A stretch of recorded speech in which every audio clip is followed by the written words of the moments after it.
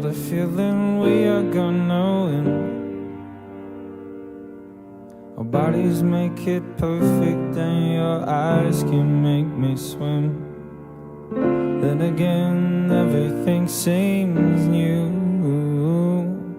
I can barely hold my tongue, to say the least. I'm into you. And your eyes are saying more than we can talk, and warmer than the bedroom sport. And your thighs are kisses from the outside, girl, that's all I need. I'll take you down the other road to breathe in something more. I find it harder to ignore the things I want you for. I know you don't want all only can sing. The music was at the start. And do-do-do-do, and do-do-do-do-do-do. The rhythm was all I needed to hear. A woman could treat my heart. And do-do-do-do, and do-do-do-do-do-do.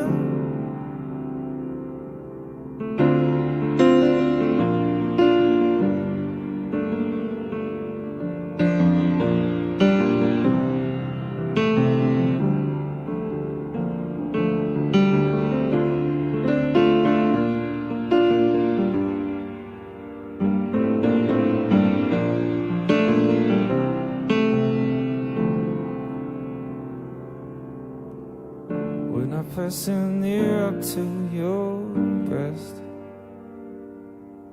I can hear the rhythm start. It's hard to tell our beats apart. So I hope you're listening right now,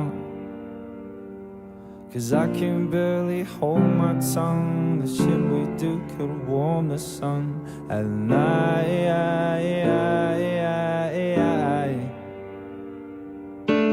Twisted in the mountain, falling, sleeping with the scratching clothes.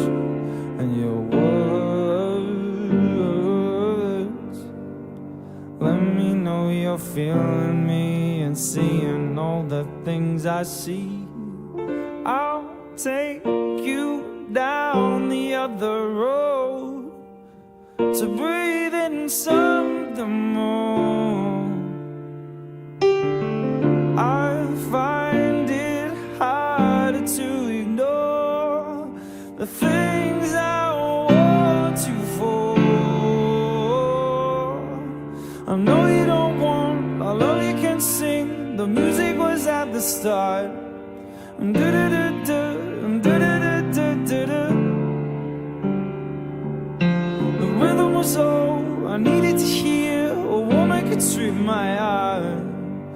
Do-do-do-do, do-do-do-do-do-do. I know you don't want all you can sing. The music was at the start. Do-do-do-do, do-do-do-do-do-do.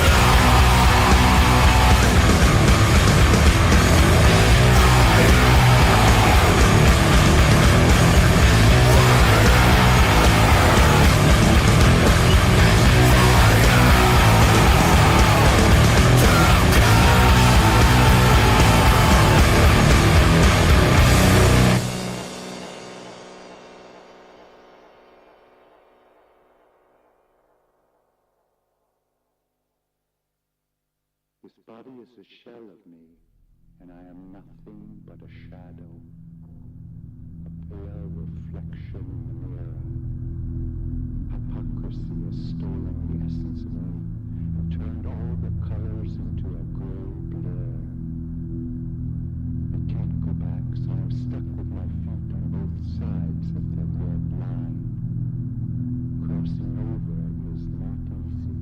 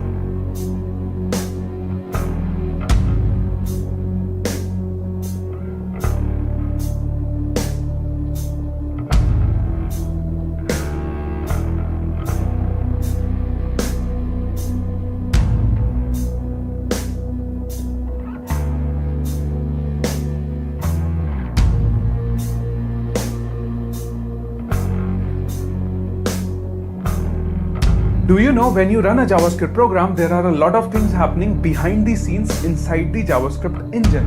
We'll be covering everything right now, just keep watching Namaste JavaScript. Remember in the last video we discussed that everything in JavaScript happens inside an execution context, remember? And JavaScript isn't possible without this beautiful execution context.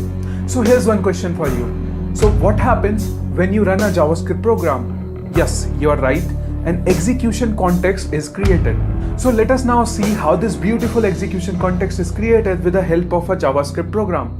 So we have this variable n, which is 2, and there's a function square which returns the square of a number, okay, which is being passed inside this function, and there are two other variables, square2 and square4, which are just invoking this already created function. Okay, so now let us see how this whole JavaScript code is run behind the scenes.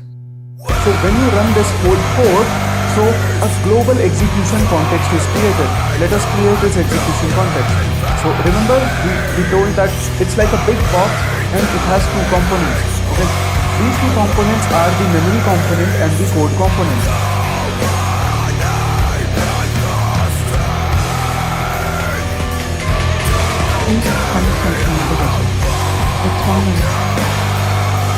Now listen to this very carefully. This execution context is created in two phases. So the first phase is also known as the creation phase. Remember this. This is also known as the memory creation phase. Okay. So this is a very critical phase. Okay. So memory creation phase. Let us see how this phase is done, and then afterwards the second phase, which is the code execution phase. Okay. So let us first see the first phase. So if we have this code, in the first phase of memory creation, JavaScript will allocate memory to all the variables and functions. Okay. So as soon as JavaScript encounters this line 1, so it allocates memory to n. Okay. So let us now allocate the memory to n. How will it allocate? It will reserve a memory space here for n. Okay. So similarly, now the JavaScript goes to the line 2. So in this, it sees that there is also a function which is named as square. So it will allocate memory to square. Okay. So now it allocates some memory to square here like this. Okay. So now let me tell you what does it stores. Okay. So when it allocates memory to n, it stores a spatial value which is known as undefined. Okay. So in this, it stores a spatial value which is known as undefined in the first phase. Okay, and in case of functions, it literally stores the whole code of the function inside this memory space. So let me just show you. I know it's a little tricky, but it stores the whole code.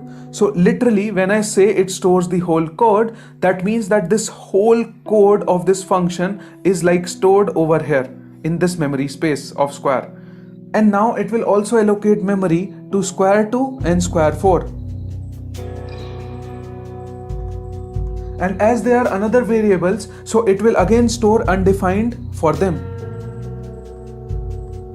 Undefined.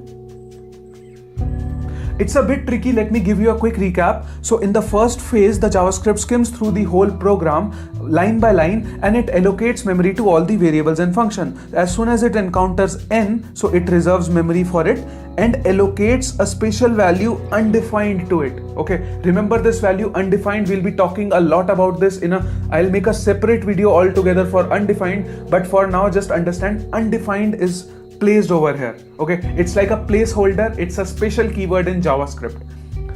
And in case of functions are very beautiful. So in case of functions, this function square, this whole function code is like literally you can assume it to be copied over here in the memory space.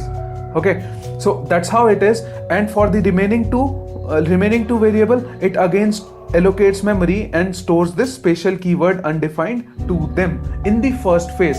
Let us now see what happens in the phase 2. The second phase is the code execution phase. Okay, it is the code execution phase. So let's see how this code is now executed after the memory allocation. So now JavaScript once again runs through this whole JavaScript program line by line, and it executes the code now. So this is the point when all these functions and every calculation in the program is done. Okay, so as soon as it encounters this first line where n is equals to 2, it actually places the 2 inside the n. So till now the value of n was undefined. Now in the second phase of creation of execution context, that is the code execution phase, in this phase this 2 value over here of n is now being placed actually in this placeholder or the identifier, which is n. Okay, so now this 2 in the second phase is now allocated here. So let me just remove this undefined for a while. Okay, and now replace this with the spatial value which we got, 2, and this is in the phase 2. Remember this carefully. Okay, after finishing line 1, it goes to line 2 and sees that we have nothing to do here, right? So line number 2 to 5, there is nothing to execute literally. So it then moves to the line number 6. So line number 6 is the most amazing part. Here we invoke a function. Here's a function invocation. What do you mean by a function invocation? Whenever you see a function name with these parentheses, with these round brackets, it means that the function is now being executed. Functions are the heart of JavaScript, and you know they behave very differently in JavaScript than any other language. Okay, so functions over here are like a mini program, and whenever a new function is invoked, you know, a mini program is invoked, a altogether new execution context is created. Remember that whole thing what we were running, this whole program was inside the global execution context. Now when you run a function or when you invoke a function, this function, a brand new execution context is created. Okay, so let us see. This is gonna be interesting. Just keep following. So here a brand new execution context inside this is created.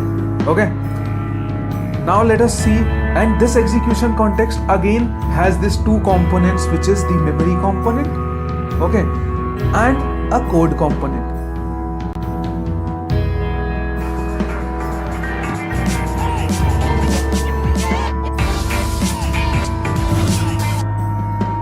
Got it?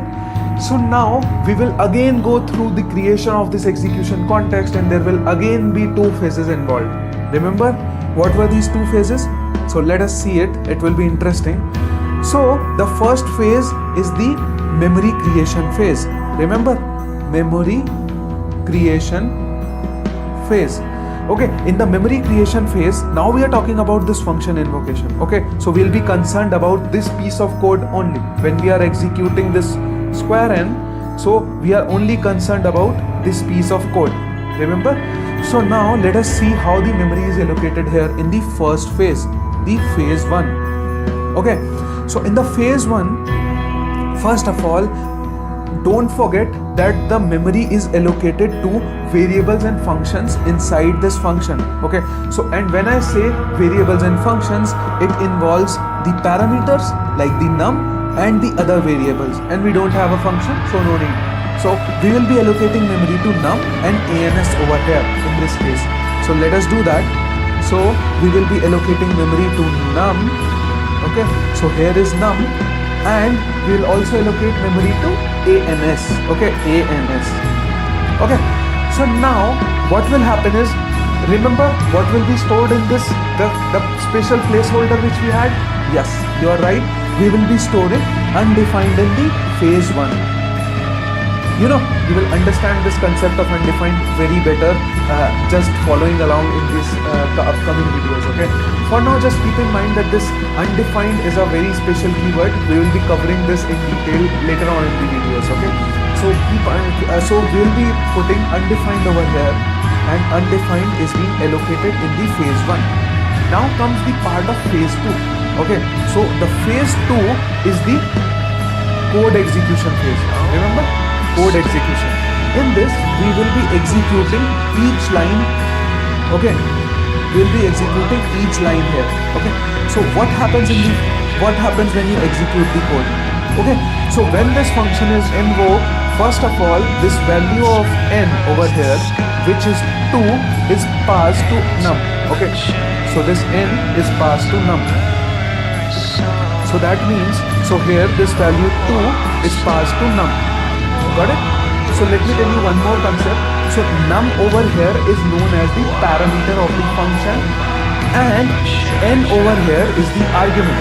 Okay, so this is the argument, and the value of n is 2 right now. So remember, over here the value of n is 2, which will come over here in place of undefined. Okay, so let us put the value 2 in num, and the code will then move to the next line. Okay, so now we have moved to this line number 3.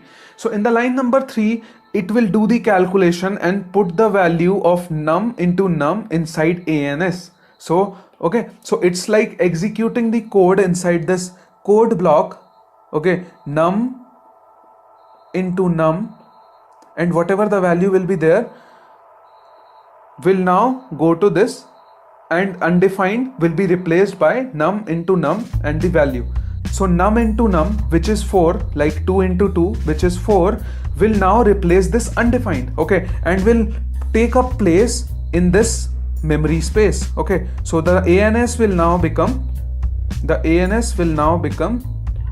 4. Got it? So that is how the code will be executed. And now this, let me just remove it.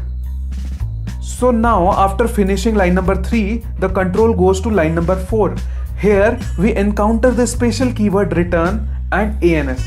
So whenever you see a return and ans, so this return keyword tells this function, then you are done with your work now.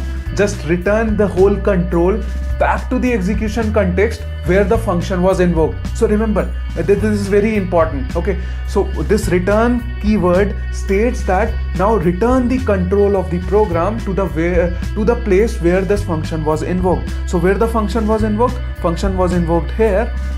So return the value of ans to the place where it was the control. Now the control goes here, okay, to line number 6 again. How does that happen? Let me tell you. So now as soon as we encounter this return statement, we have this return of ans. So it finds the value of ans inside this local memory. So this is known as the local memory. So local memory has 4.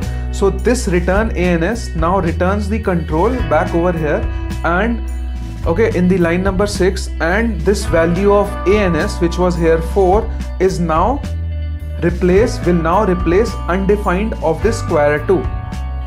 Got it? So this is how we are slowly executing the code. So the value will become 4 now. Okay, so 4 will be stored over here. Got it? One more thing which happens when the whole function is executed is that this whole execution context for that instance of that function will be deleted. Okay, so that means that this whole execution context will now be completely deleted. So now there won't be the execution context as soon as we return the value. So this whole thing will be deleted. Okay, and the control moves to line number 6. After this replacement, okay, so now we will go to line number 7. So in line number 7, we are again invoking a function, right? And just the difference is we are now passing in 4 over here as an argument directly. That's it. Nothing will change. Similarly, what will happen now as soon as this function invocation happens? So again, a brand new execution context will be created. So let us create one quickly and see how things are working. So the brand new execution context is created. So here we create, and apologies for this drawing. I'm not very good at drawing. So this execution context is created. Again, it will have this memory. Again, it will have a code component. Remember? And now it will again go through those 2 phases. Let's quickly do that. It will be fun. So now again, it goes back to this function here, right? So this function, now remember what happens? Firstly, the memory is allocated to num. Okay, and num will store the value undefined. Remember? So let me zoom it. Undefined. And one more thing happens is we allocate memory to ans, which is again undefined. Right? So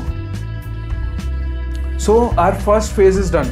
So now in the second phase, so So in the code execution phase, now what will happen is num will get this argument from the invocation right here from the line number 7. Num will get this value 4. So num parameter will get the argument 4. So here the argument is 4. Okay, so what will happen is now in the code execution, this undefined will be replaced by, in the code execution phase, the undefined will be replaced by 4, right? So it will be 4, right? And what will happen after that, it will go to line number 3, right? So while invocation, it will go to line number 3, it will execute num into num, which is 4 into 4, 16. And this 16 will now replace this undefined value inside the ANS. So we will now replace this with 16. Got it? So now it will store 16 and the control moves to line number 4 after 3 is done. So now this return statement takes back the control to the line number 7 where the function was actually invoked. And now the value 16 will replace undefined in the square 4 variable. Okay, so let us do that. Let us quickly do that. It will now get the value 16 over here. Okay, oh, I was using purple, so 16 over here. As soon as we are done with the function execution, this whole execution context is now deleted. Okay, so this will be deleted. So now the line number 7 is also executed. Now there is nothing more. So JavaScript is done with all its work. So once JavaScript is done with all its work, now the program is finished. So what will happen is the whole global execution context also finishes. It goes off. Okay, so that is how the whole code is executed.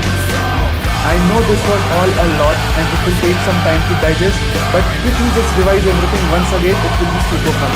Okay, just quickly, very quickly I will revise everything. So as soon as the whole JavaScript program is run, so the execution context is created. Remember, the global execution context is created. Okay, it has two components, memory code as you know, and it is created in two phases. So the phase 1, remember what was it? The phase 1 was the memory creation phase. Okay, in the memory creation phase, we were allocating memory to all the variables and functions inside the global space. Okay, so inside this whole program, okay, we are allocating this memory, and what we allocated these variables with? We allocated these variables with undefined, right? And in case of functions, we just copied, literally it stores the whole function, okay, the code of whole function inside the memory space. So that is the first phase. Now in the second phase, the code execution phase, now the JavaScript program is executed line by line. It goes over here, it sees that 2 is here, so it replaces undefined with 2, and similarly it will now invoke the function. The control goes to line number 6, it will invoke the function, and it will invoke the function, and it will invoke the another function. So when you invoke this function, execution context is created. Again there are two phases, the memory allocation phase, num and ANS are allocated memory, and in the code execution phase, again this whole thing is run, the ANS num into num is executed, and this num into num is now stored in ANS, and return statement is executed.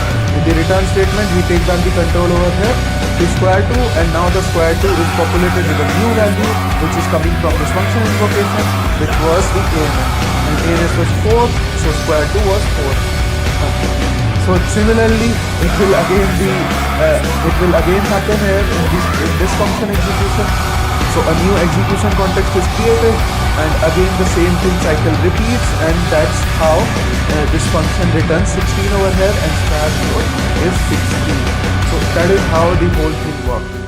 But don't you think that all this is too much to manage for JavaScript engine? Like, I mean, execution context is created one by one, inside one, and all these things are very tough to manage, right? And suppose if there was a function invocation inside the function, so what would have happened is, so you would have created an execution context inside an execution context over here, and maybe again an invocation. So it can go to any deep level, right? Function invocation inside that, again function invocation, and all these things. So it is very difficult for JavaScript engine to manage, and it does it very beautifully. So let me tell you how it does it. This is the last part of this video. So it handles everything to manage this execution context, creation, deletion, and the control. It manages a stack. Okay, so this is known as the call stack. Okay, this is the beautiful thing in JavaScript. It has its own call stack. So let me show you call stack. So what is a call stack now? Let me show you. So the call stack is like a stack. Okay, so it is a stack, and every time in the bottom of this stack we have our global execution context. That means whenever any JavaScript program is run, this call stack is populated with this global execution context. This whole execution context is pushed inside this stack. Okay, remember this? And when a function is invoked, whenever a function is invoked or a new execution context is created, as in case here in line number 6, we created this execution context. So this execution context is put inside the stack. So let me just denote it by E1, which is the execution context 1. Okay. So this is how it happens. Once we are done with the execution of this function, we return the ANS. So what happened? Now this E1 is moved out. Okay, so E1 is popped out of the stack, and the control goes back to the global execution context where it left. So the control goes back over here in line number 6. Okay, got it? This is how it works. So this will again literally just pop off E1 out of the stack. Okay, so now E1 will be popped off the stack, and then we moved on to line number 7 where the new function was invoked and a new execution context was created, and similarly this E2 will move up to the stack. Okay, this E2 was popped inside the stack, and once the whole function was executed, then E2 will also move out of stack, and the control goes back to global execution context, something like this. Okay, so this stack, call stack, is only for managing these execution contexts. So whenever an execution context is created, it is pushed into the stack, and whenever an execution context is deleted, it will move out of the stack. So that is how the whole control is being managed. This whole execution context, creation, deletion, everything is managed by JavaScript. And finally, after this whole thing is executed, the call stack gets empty. Okay, the call stack, the global execution context also is gone from this call stack, and we are done with our JavaScript program. So that is how the whole code inside the JavaScript engine is executed.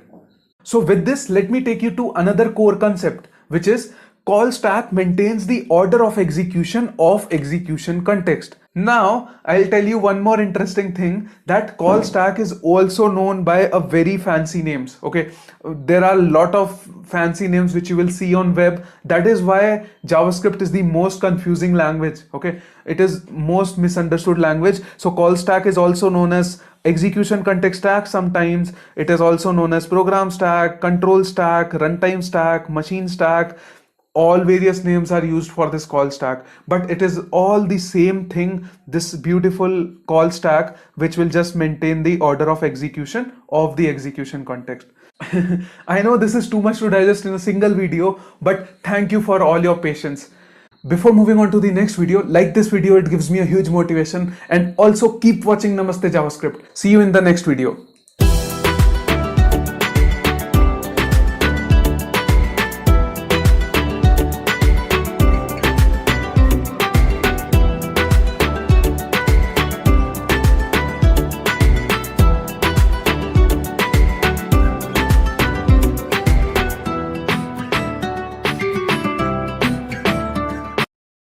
Hans Zimmer's Universe возвращается. 21 марта. Минск-арена. Легендарное симфоническое шоу саундтреков от Imperial Orchestra в исполнении лучших музыкантов России. Впечатляющая шоу-программа, уникальный видеоряд и главные хиты Ханса Циммера: «Пираты Карибского моря», «Интерстеллар», «Дюна», «Гладиатор» и другие блокбастеры. Билеты на kvitki.by.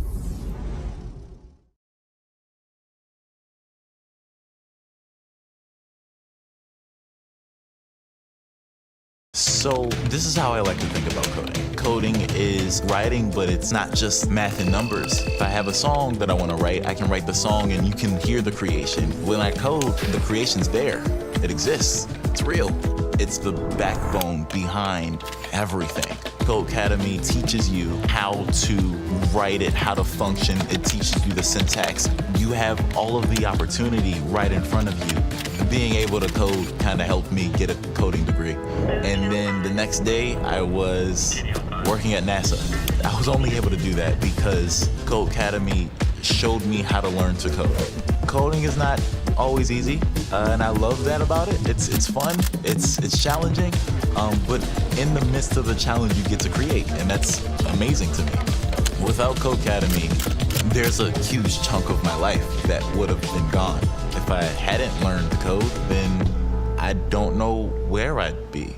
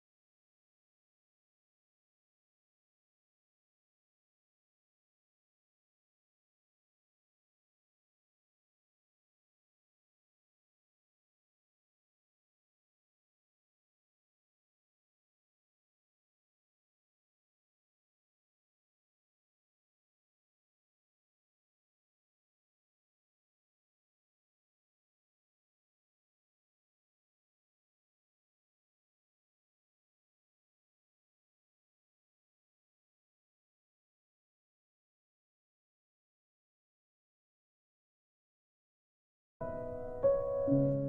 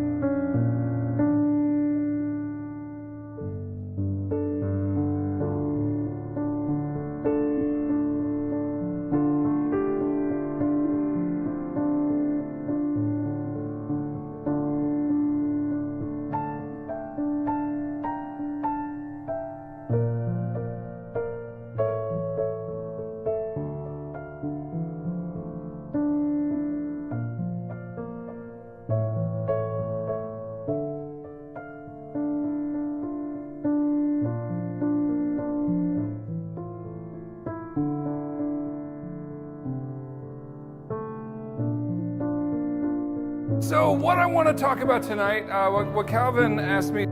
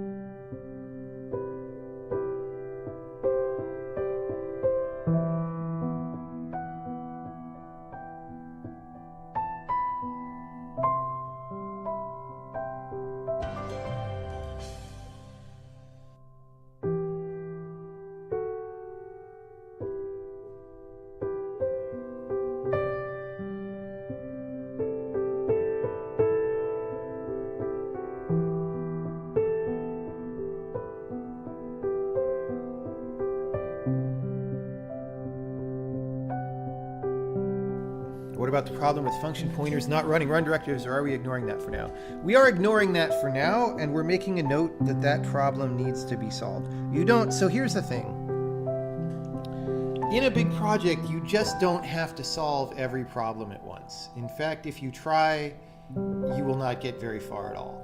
You'll just get crushed under the load of all the things you have to do and of never getting anything done. So my personal programming style, over the years, I found a way that works for me of having a forward-moving wavefront of which problems we're attacking seriously right now versus which problems we're just doing something that kind of sucks, but it's good enough for now, right? And that's okay as long as you go back to the things that kind of suck and do a better job on them later.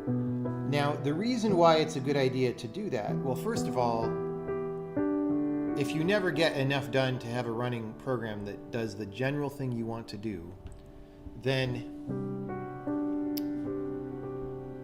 well, let me put it the other way around. If you get a rough draft of your program together, you can use that to figure out how you really want it to behave. Some of your ideas about what you wanted to build in the beginning might not have been very good ideas, and you can refine those ideas by having something approximating the thing that you were building, right? And so the closer the faster you get to that approximation, the better. That's something that actually web people understand, because Paul Graham's been saying it for a long time. So that's thing number one. Thing number two is that the more time you spend working in that space of your approximation to the thing that you want, the more time you spend becoming an expert in the field of this specific application that you're making. The better you get at that subfield of programming. And the better you get at that subfield, the better your decision making about technical issues in that field is going to be. So if you make hard decisions later, they will be made better, both by a more skilled person and with more contextual information than if you make those hard decisions early on, okay? So deferring these kind of decisions is actually important for good craftsmanship in some cases. It sounds paradoxical, because you would think good craftsmanship is just you see a problem and you like relentlessly solve it whenever you see one, but I don't find it to work that way. With things like this where I don't know the answer, you don't want to ignore the problem. This has to get fixed before ship, but the right way to fix it, I don't necessarily know right now. And there's plenty of other problems that are easier that will actually have more impact on usability. So we could go into closed beta with this. We could go into open beta with this. It's really fine until a certain point when it's not fine. So you tried learning a language, but the moment you try to speak it,